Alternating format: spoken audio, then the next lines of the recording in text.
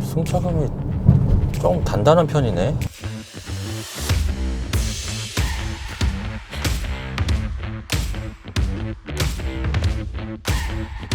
저희는 먼저 르노 코리아 QM6 2.0 가솔린부터 주행을 해보도록 하겠습니다. 자, 저희가 탄 시승차는 2.0L 가솔린 자연흡기 엔진이 들어간 사양이고요. 최고 출력은 144마력입니다. 최대 토크는 20.4kgm고요. 변속기는 엑스트로닉 CVT 변속기가 매칭이 되는데 무단 변속기인데 수동 모드로 조작했을 때는 7단까지 수동으로 조작할 수 있는 게 특징입니다.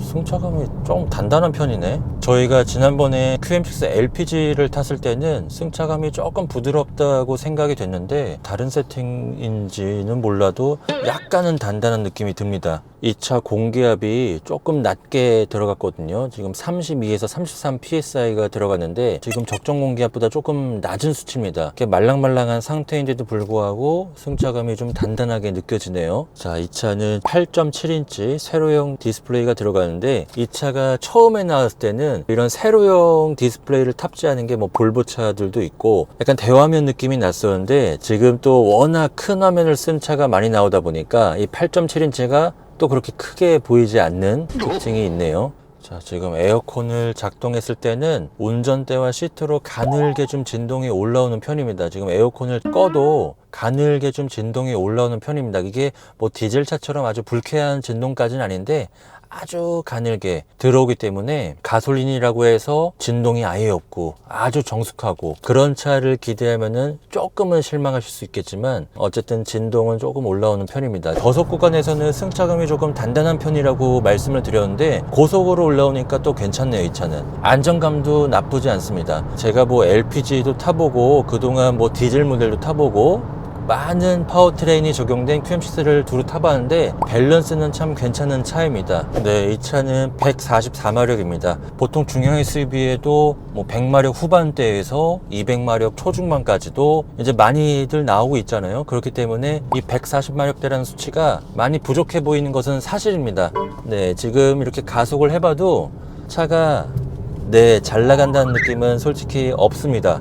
그럼에도 불구하고 QM6의 판매량이 꾸준하게 잘 나온다는 거는 중형 SUV를 구입을 하실 때 마력이 조금 더 높아서 제로 100이 빠르고 최고 속도가 높고 이런 거보다는 뒤에 아이들 태우고 느긋하게 천천하게 달리기 위한 목적으로 태어난 차이기 때문에 이 출력에 대한 갈증은 아마 이 차를 구입하시는 대부분의 소비자는 별로 안 느끼실 것 같아요. 제가 이렇게 몰아봐도 잘 나간다는 느낌은 전혀 없거든요. 근데 속도 욕심을 조금 버리면은 그냥 무난하게 나갑니다. 지금도 시속 90에서 100 정도로 왔다 갔다 하고 있는데 이 정도까지 속도 높이는 데는 크게 답답하다는 느낌은 없거든요. 차가 없으니까 가속을 한번 해보면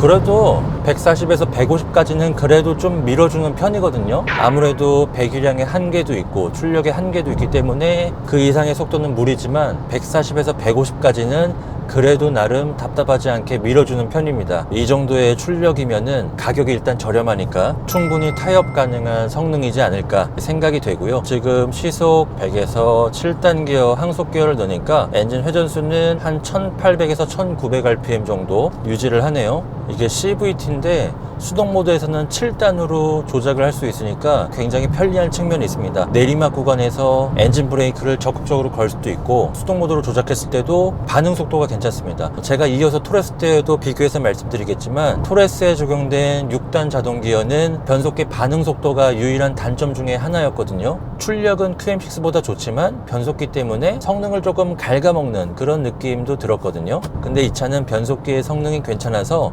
부족한 출력을 오히려 보완을 시켜주는 그런 느낌도 듭니다. 앞에 모하비가 있어서 추월 가속을 해보니까 한 3500에서 4000rpm 이상으로 속도를 높이면은 엔진의 회전 질감은 조금 투박한 편입니다. 소리가 그렇게 듣기 좋은 소리는 아닌 것 같아요. 그래도 한 레드존이 6000rpm부터 시작을 하는데 진짜 6000rpm 끝까지 돌리고 그 다음 단으로 변속을 하네요. CVT 변속기인데 꼭 수동 모드로 조작을 하지 않더라도 가속할 때 마치 그냥 자동 변속기처럼 단수가 올라가는 것처럼 가속을 하거든요. 그래서 이렇게 타보면은 과거의 CVT는 엔진 회전수를 미리 띄워놓고 그 다음에 고무줄 당기듯 가속을 하는 게 CVT의 전형적인 특징인데, 이 차는 그런 특징이 많이 희석이 됐습니다. 지금 풀가속을 해보니까 6000rpm까지 돌렸다가 다시 한 4500 정도로 RPM을 떨어뜨렸다가 이렇게 계속해서 단수를 바꾸는 것 같이 변속을 하거든요. 그래서 CVT 특유의 이질감이 이 차는 많이 없습니다. 그리고 제동 성능도 또 중요하게 좀 말씀드리고 싶은데, 근데 이 차는 앞뒤 바퀴 모두 V디스크입니다. 그래서 뭐 산길이나 굽이길을 달릴 때 내리막 구간에서 제동을 좀 반복적으로 해도 브레이크 페달 감각이 푹신해지거나 페이드 현상이 조금 일찍 찾아오거나 그런 느낌이 상대적으로 토레스보다는 좀 늦게 오더라고요. 제동할 때 차체 밸런스 자체도 토레스보다는 조금 더 좋은 편이고요. 이 차 같은 경우는 출력은 조금 아쉽지만 차의 전반적인 주행 안정감이나 제동 밸런스, 이런 균형감이 좋은 차이기 때문에 개성보다는 질리지 않고 무난하게 오래 타고 싶으신 분들, 이 차가 조금 더 나은 선택일 것 같다는 생각이 듭니다.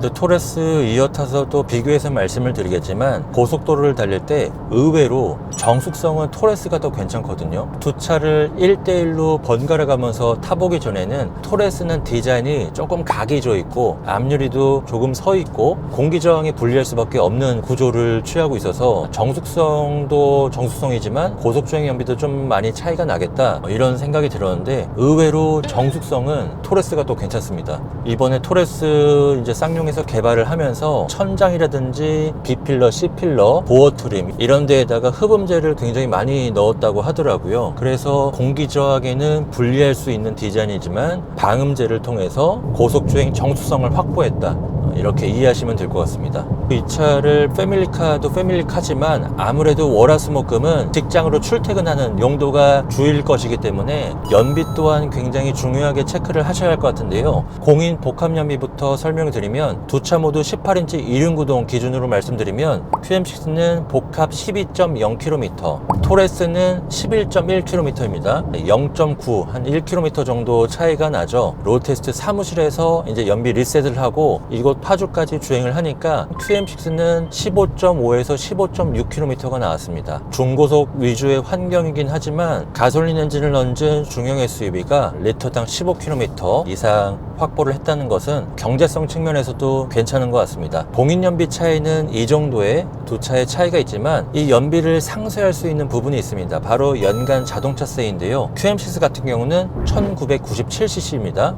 연간 자동차세가 51만 원 정도 나오거든요. 근데 토레스는 1497cc, 1.5L죠. 연간 27만 원 밖에 안 나옵니다. 거의 뭐 2배 정도 차이가 나기 때문에 연비 차이에서 발생한 금액은 또 자동차세로 메울 수 있는 그런 특징이 있습니다. 그리고 제가 시승하기 전에 두 차의 보험료도 한번 계산을 해봤거든요. 제 나이 기준으로 인터넷 다이렉트 보험을 동일한 조건으로 한번 계산을 해보니까 조금 의외더라고요. 저는 그렇게 많이 차이가 나지 않을 것으로 봤는데 QM6 같은 경우는 106만 원이 나왔고요. 토레스는 78만 원이 나오더라고요. 두 차 모두 가장 기본 트림 기준으로 계산을 해봤는데 QM6가 보험 등급이 조금 더 높아서 그런지는 몰라도 두 차의 연간 보험료 차이도 한 20만 원 이상 정도 차이가 난다는 거 말씀드리면서, 마지막 총평할 때 두 차의 가격 비교부터 자동차세, 보험료까지 한 방에 비교해서 경제성 한번 비교해서 설명드리도록 하겠습니다. 근데 이 차는 사이드미러가 굉장히 좀 큼직한 편이라서 사실 SUV는 덩치가 좀 크다 보니까 좁은 마트 주차장을 내려갈 때나 골목길 주행을 할 때 좀 차폭 가늠이 어려운 경우가 있습니다. 좀 운전이 서투르신 분들이나 SUV 운전이 처음이신 분들. 근데 이 차는 참 적응하기 쉬운 측면이 있습니다. 시야가 좀 탁 트여 있다는 느낌이 들고요. 무엇보다 사이드미러가 굉장히 큼직해서 측후방 시야를 확보하는 게 주행 중에 굉장히 쉽거든요. 그리고 시트 포지션도 좀 높기 때문에 SUV 운전이 처음이신 분들도 적응하기 참 쉽다, 이렇게 말씀드릴 수 있겠습니다. 자, 이렇게 쭉 타보니까 이 차는 어떤 특징을 딱 하나 찝어서 말씀드릴 수 있는 차는 아닌 것 같고요. 반대로 얘기하면 개성은 없습니다. 개성은 없는데 이걸 또 달리 말씀을 드리면 모난 구석은 없습니다. 합리적인 가격으로 구입해서 나는 차에 별로 신경 쓰고 싶지 않은 분들, 모든 게 그냥 적당한 기능과 적당한 가격, 또 모나지 않은 구성, 이런 것들을 원하시는 분들은 합리적인 가격으로 구입할 수 있는 가장 최선의 선택지이지 않을까, 이렇게 생각이 되네요. QM6가 벌써 출시된 출시된 지 꽤 지났음에도 불구하고 여전히 경쟁력은 있다고 생각이 됩니다. 산타페나 소렌토 신형이 나오면서 가격이 계속해서 올라가고 있기 때문에 사실 많이 부담스럽죠. 참 이런 시장 환경에서 이렇게 2천만 원대부터 시작하는 가성비 괜찮은 SUV가 있다는 게 참 괜찮네요. QM6 2.0 가솔린 주행은 여기서 마무리하도록 하고요. 이 느낌 그대로 가지고 바로 토레스로 옮겨 타서 과연 두 차의 주행 품질의 차이는 어떤 게 있을지 한번 알아보도록 하겠습니다. 토레스로 옮겨 타서 주행을 시작해 보도록 하겠습니다. 첫 느낌이 확실히 요즘에 나온 차라서 그런지 디자인이 확실히 좀 신선한 맛이 있네요. 색상도 그렇고 대시보드 위치가 QM6보다는 한참 밑에 있습니다. 그리고 완전히 수평으로 평평하게 다져져 있어서 전방 시야가 더 괜찮네요. QM6보다. 그리고 사이드미러도 이 차도 굉장히 큼직합니다. QM6는 위아래로 좀 큰 편이거든요. 토레스는 좌우로 조금 더 넓습니다. 차선이 하나 더 보이는 느낌이 드네요. 이 차는 직렬 4기통 1.5L 가솔린 터보 엔진입니다. QM6보다 배기량은 500cc 낮지만 터보 차저가 들어가서 확실히 초반 가속력이 많이 차이가 나네요. 이 차의 최고 출력은 170마력이고요. 6단 자동 변속기가 매칭이 돼서 최대 토크는 28.6kgm를 발휘합니다. 이 실승행사 때는 20인치 휠 적용된 차밖에 없어서 과연 18인치나 17인치 휠이 적용된 토레스는 승차감이 어떨까 이게 좀 궁금했는데 아쉽게도 이 미디어 돌리는 시승차 역시 20인치 휠이 적용이 됐습니다. 시승행사 때 느낀 그런 승차감하고는 약간은 차이가 있는데요. 참고로 이 차는 공기압이 35에서 36psi가 들어갔습니다. QM6 시승차보다는 조금 더 많이 들어갔는데 근데 의외로 저속에서 승차감이 QM6보다는 덜 단단하네요. 제가 지난번 시승행사 때 처음 탔을 때는 조금 승차감이 많많이 단단하다 말씀을 드렸었는데 글쎄요, 이게 길이 들어서 그런지 몰라도 승차감이 조금 더 부드러워졌습니다. 지금 시승차는 한 누적 주행거리가 6,900km 정도 주행을 했는데요. 첫인상보다는 조금 더 부드럽다는 생각이 드네요. 그리고 이 차에는 디스플레이가 더 크죠. 12.3인치 인포콘 디스플레이가 들어갔습니다. 화면이 클 뿐만이 아니라 운전석 쪽으로 살짝 비틀어져 있어서 모니터의 정보들이 한눈에 잘 들어오는 그런 측면이 있습니다. 그리고 큰 모니터가 들어갔지만 다 손보다 닿을 위치에 있거든요. 이 모니터 끝쪽에 있는 정보들도 조작 편의성도 좋은 편입니다. 근데 하나 아쉬운 것은 이거는 뭐 다른 이제 기사를 통해서도 지적을 한 매체들이 많은데 이제 내비게이션의 가장 끝에 뭐 이런 식으로 두 가지 중에 선택할 수가 있는데 내비게이션을 크게 띄워놓으면 좋은데 그게 지금 불가능하다는 거. 쌍용차에서도 이런 문제를 인식을 해서 향후 이제 소프트웨어 업그레이드로 개선을 한다고 합니다. 그리고 아래쪽에 공조장치 패널도 랜드로버처럼 전부 다 터치 방식으로 변경이 됐습니다. 다만 모니터의 위치가 조금 낮은 편에 있어서 운전하면서 조작하기에는 조금 눈이 머무르는 시간이 길다는 단점은 있습니다. QM6랑 비교해서 연비부터 말씀을 드리면은 QM6는 15.5km가 나왔고요. 토레스는 14.5km가 나왔습니다. 진짜 귀신같이 공인연비의 차이인 만큼 실연비도 1km 정도 차이가 나타나는데요. 근데 이게 재밌는 게 뭐냐면 QM6 시승차는 19인치 휠에 225 타이어가 매칭이 됐습니다. 근데 지금 토레스 시승차는 4륜구동 모델에다가 20인치 휠에 245 사이즈를 신거든요. 타이어를. 이 휠 타이어의 사이즈를 감안하면은 실질적으로 두 차의 연비 차이는 안 벌어지는 것 같아요. 아무래도 배기량이 낮다 보니까 연료 효율이 생각보다는 괜찮은 것 같습니다. 실주행 연비가. 두 번째로 느껴지는 차이는 정숙성인데요. 제가 시승행사 때도 말씀을 드렸지만 토레스 같은 경우는 특히 동급에서 정숙성이 상당히 괜찮은 편에 속합니다. 20인치 휠에다가 조금 더 광폭 타이어가 들어갔음에도 불구하고 바닥에서 올라오는 소음도 QM6보다 조금 더 정제가 되었고요. 그리고 바람 소음, 이게 가장 의외라고 할 수 있는데 조금 더 각이 져 있는 디자인임에도 불구하고 흡음재라든지 여러 가지 방음적인 보강이 잘 되어 있다 보니까 바람 소리도 잘 안 들어옵니다. 이게 가장 큰 의외라고 할 수 있는데 조금 더 조용한 차가 나는 더 좋다, 이런 분들한테는 토레스의 만족감이 더 좋으실 것 같아요. 자, 여러분, 그리고 QM6랑 또 정차 중에 진동 비교해서 말씀을 드려야 할 것 같은데 지금 잠깐 차를 세워서 보니까 거의 비슷합니다. 이 차도 아주 가늘게 이 시트로 진동이 올라오거든요. 근데 운전대로 올라오는 진동은 이 차가 오히려 적네요. 시트로는 가늘게 진동은 올라오는데 거의 뭐 차이는 없다고 보시면 될 것 같아요. 에어컨을 한번 꺼볼까요? 에어컨을 끈 상태에서도 시트로 좀 가늘게 진동이 올라오는 편입니다. 변속기가 6단 변속기인데 아무래도 요즘 추세하고 비교하면 단수가 좀 부족하죠. 지금 시속 100km에서 엔진 회전수는 2000rpm을 유지하고 있네요. 고속에서는 7단 기어까지 넣어주는 QM6가 회전수를 조금 더 낮게 쓰는 그런 특징이 있습니다. 이 차 역시도 수동 모드를 지원을 하는데 수동 조작을 했을 때는 그냥 반응 속도는 평범한 것 같아요. 그렇게 빠르지도 않고 엄청 느리지도 않고. 근데 문제는 뭐냐면 그냥 일반 D 모드 했을 때 순간적인 킥다운 반응 속도가 저는 이 반응 속도가 이 차가 좀 느리거든요. 물론 이 차에 적용된 터보 차저가 그렇게 대용량까지는 아니라서 터보렉보다는 이거는 변속기의 한계인 것 같은데, 이게 아이신사의 변속기인데 볼보에도 적용이 되고 미니에도 적용이 되고 BMW 전륜구동 모델에도 적용이 되고 네로라는 수입 브랜드에 많이 적용이 되고 있는 변속기인 건 맞습니다. 그런데 변속기 제품의 종류가 되게 많거든요. 허용 토크에 따라서 또 단수에 따라서 제품이 다양한데, 이 변속기 같은 경우는 아이신의 여러 가지 라인업 중에서도 가장 아래급입니다. 그렇기 때문에 성능 자체는 뭐 요즘 나오는 다른 토크 컨버터 자동 변속기와 비교해서는 조금 성능은 아쉽습니다. 대신에 또 뭐 투싼이나 스포티지에 적용된 7단 DCT와 비교해서는 또 DCT 변속기를 싫어하시는 분들이 분명 계시기 때문에 좀 저속에서 울컥울컥 하는 그런 변속 충격도 있고, 장기간 유지했을 때 고장의 염려도 있고, 그런 것들을 감안하면은 이 변속기 자체의 어떤 반응 속도나 그런 것들은 아쉬움은 크지만, 나는 뭐 그렇게 속도 빨리 달릴 필요 없고 그냥 고장 없이 무난하고 오래 타는 게 좋다, 이런 분들한테는 아주 무난한 그런 변속기라고 할 수 있겠습니다. 자, 지금 차가 잠깐 없으니까 한번 달려볼까요?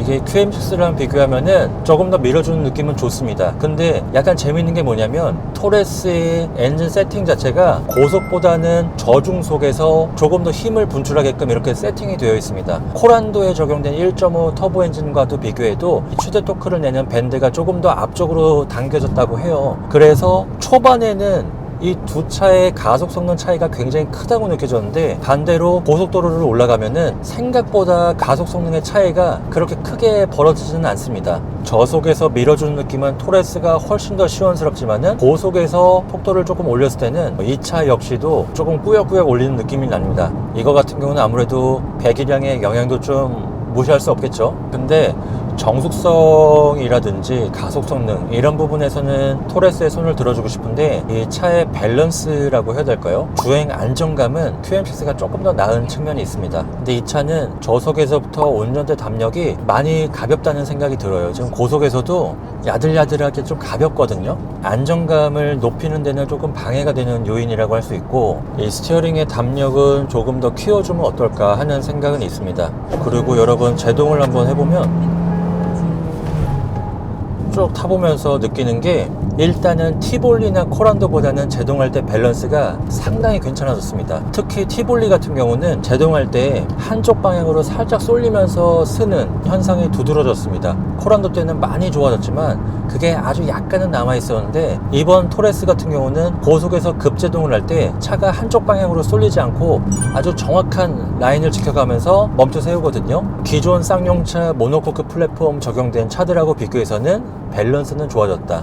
그런데 절대 제동거리 자체가 그렇게 짧다는 생각은 안 들어요. 그리고 반복적으로 급제동을 하면은 페달 감각이 푹신해지는 그런 페이드 현상이 QM6보다는 조금 일찍 찾아오거든요. QM6는 뒷바퀴에까지 배틀레이티드 디스크를 썼고, 이 차 같은 경우는 앞에만 V 디스크, 뒤는 솔리드 디스크이기 때문에 어떤 방열 성능에서 조금 차이가 나는 것으로 확인이 됩니다. 전반적인 두 차의 고속 주행 능력을 비교해서 말씀을 드리면, 이 고속 주행이라는 게 꼭 뭐 초고속 주행, 시속 뭐 140, 160 이런 것들을 말씀드리는 게 아니라요, 한 80에서 한 120 일반적인 어떤 중고속 구간들 어떤 주행 거동의 차이, 이거를 비교해서 말씀을 드리면 조금 더 정제되고 깔끔한 맛은 QM6가 더 좋습니다. 물론 저희가 지난번 영상 올렸을 때 이렇게 또 댓글에 반문하시는 분들이 있더라고요.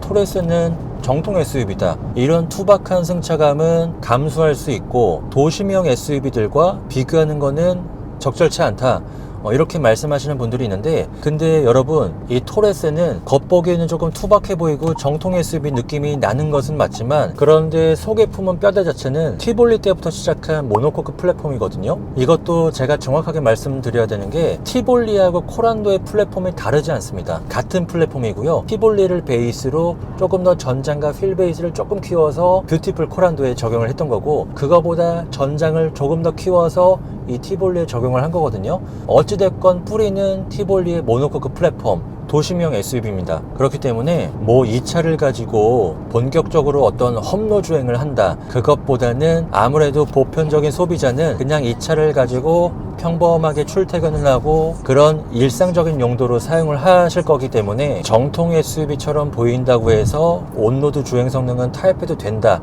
이렇게 생각하시면 안 될 것 같아요. 물론 뭐 지프 랭글러나 랜드로버 디펜더 이렇게 아예 목적 자체가 험한 오프로드 주행까지 염두에 둔 그런 SUV들은 조금 타협하는 측면이 있거든요. 근데 이 차 같은 경우는 뼈대부터 모노코크 승용 플랫폼에 기반을 두고 있기 때문에 저는 충분히 비교할 수 있다고 생각이 들고, 물론 이 차가 기존의 티볼리나 코란도와 비교해서는 굉장히 좋아진 것은 사실이지만, 그럼에도 불구하고 전반적인 포장도로 주행 품질은 저는 QM6에 손을 들어주고 싶습니다. 코너에서 한번 조금 과격하게 한번 들어가 보겠습니다.